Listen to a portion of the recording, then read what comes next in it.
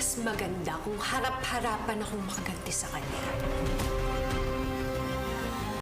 Nagpasalamat si Iris kay Jasmine dahil nakipagkita siya sa kanya na kahit busy siya dahil kailangan niyang mag-relax, kaya agad tinanong ni Jasmine kung anong nangyayari na agad namang pinaliwanag ni Iris na ang dami-dami niyang iniisip. Nagulat naman sa Iris nang dumating sila Vito at Heather na may kinatagpo sila sa restaurant, kaya mas lalo siyang na-bad trip na sinabihan pa ni Jasmine na mag-hi siya sa kanila, pero tumanggi ito lalo't hindi sila okay ng daddy niya pati na din sa kapatid niya. Habang lumapit naman si Heather sa kanila para bumati, pero sinabihan siya ng ate niya na bumalik na siya sa meeting nila, kaya inalok naman ni Heather na makijoin siya sa kanila, pero agad sinabihan ng ate niya na obvious namang hindi siya invited, kaya bakit niya ipagsisiksikan ang sarili niya, na agad namang sinabihan ni Heather na kahit mag-hi man lang siya sa daddy nila, lalo't siya ang may kasalanan, kaya kailangan niyang mag-sorry para matapos na mas nagalit si Iris, kaya pinagsabihan ni Jasmine ang dalaga na respetuhin niya ang ate niya, kaya bumalik na ito sa meeting nila. Tumawang sinabi ni Iris na may kaagaw na nga siya sa asawa niya, ay may kaagaw pa siya sa ama niya, na naiinis siya dahil pinagsisiksikan ng kapatid niya ang sarili niya, na ang alam din niya dati ay wala nang mahahanap si Tyrone na mas better kesa sa kanya, pero nagkamali siya na giniit niyang kailangang patayin ang kanyang mistress. Sinabihan ni Jasmine sa Iris na baka pag nag-drive siya ay makapatay na siya o baka siya ang mamatay, kaya nagpresenta siyang ihatid dito. Pagkahatid ni Jasmine kay Iris ay nagpasalamat pa ito dahil mabuting kaibigan si Jasmine sa kanya. Habang tulog naman si Camila ay nasa tabi niya ang daddy niya, na pumasok naman si Lily sa kwarto ng anak niya, kaya sinabihan niya ang asawa niya nang akala niya ay may lakad sila ni Iris, kaya agad namang sinabi ni Lily na bumili pa rin pala siya ng plane tickets.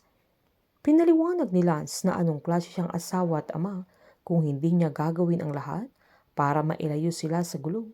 Nasakto ding nasa di kalayuan si Jasmine at pinagmamasdan niya yung bahay nila Lily, na naaalala niya yung resulta ng DNA test na napatunayang si Camila ang tunay niyang anak.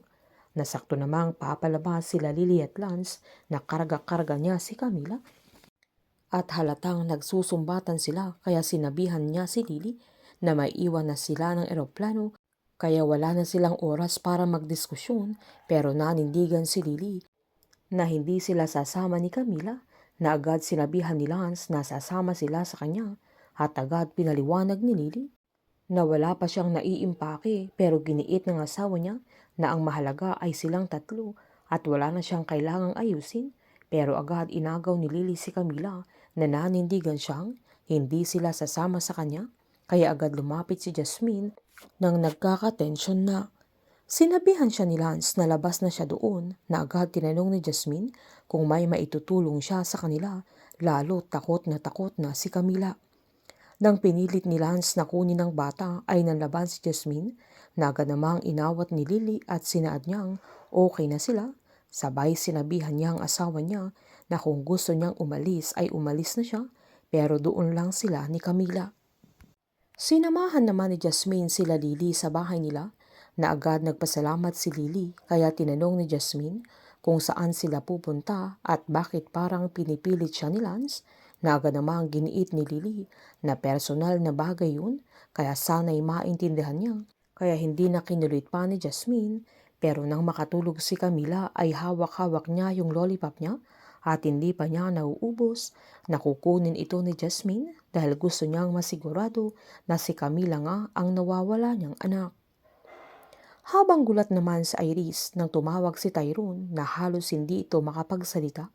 na halata namang namimiss niya ang asawa niya, pero pinatigas niya ang puso niya, na agad namang hiniling ni Tyrone kung pwede silang mag-usap.